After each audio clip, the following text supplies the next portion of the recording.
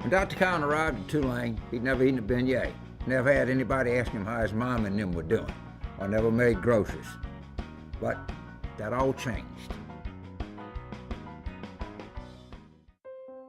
It was 1998 when Dr. Cowen came to Tulane, and one of the first things he did as our president was plan strategically for the future of the university. He and his team identified certain core values that were embraced by the university community. Humanity, openness, integrity, courage, creativity, excellence, empowerment. Tulane's never lost sight of these values.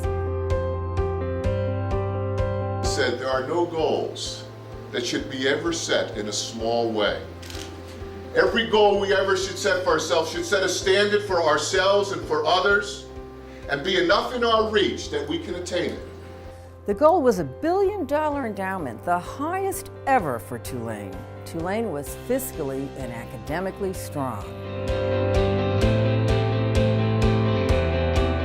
But Scott Cowen saw an inequity, a 12-0 Green Wave football team that never got a chance to compete in the Bowl Championship Series. This hasn't been done in Tulane in 67 years. 67 years. And 50 years from now, you guys will remember this, but I don't know when it's ever going to happen again. Mr. Cowen went to Congress, and the rest is history. There's no doubt in my mind the current system is unjust and unjustifiable, but I think it can be changed and preserve a lot of the things that are good about it, and also make it a fairer system for all the rest of us who constitute Division 1A.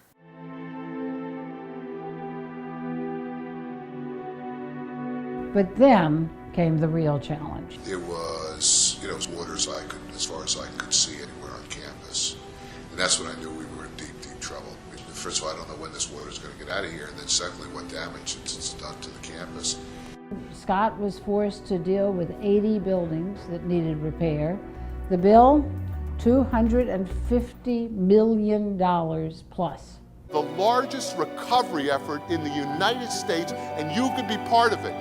Education is not just about what goes on in the classroom. Education is about what goes on outside the classroom. There is no university at any moment in time, in any place, that will give you a better quality education in terms of total education than Tulane University right now. Over 12,000 students were displaced. They went to 600 schools. But still, Scott Cowen, God love him, found time to help others. He was so moved about the support and the help he had until he made it a graduation requirement that you had to have so many hours under your belt in public service. And now there's the Scott Cowen Institute for Public Education Initiatives, which is a wonderful thing, a wonderful thing. I will always love Dr. Cowen. Today, Tulane University is stronger than ever, and New Orleans has benefited from the efforts of Tulaneans through volunteerism in many areas: healthcare, education, entrepreneurship, research. A success story that caught the eye of the president, who appointed Scott Cowen to the White House Council for Community Solutions. As a member of the Bring Back New Orleans Commission, Scott Cowen helped lay the groundwork for the charter school system we have in New Orleans today and helped make New Orleans a template for education reform across the country. He also co-founded the Fleur-de-Lis Ambassadors, a group of New Orleanians who traveled around the nation saying not only was New Orleans coming back, but it was going to come back and it was on a path to be back better than ever. We call him Scotty C with great love and affection because he's boldly taken us on a journey that no one could have ever foreseen.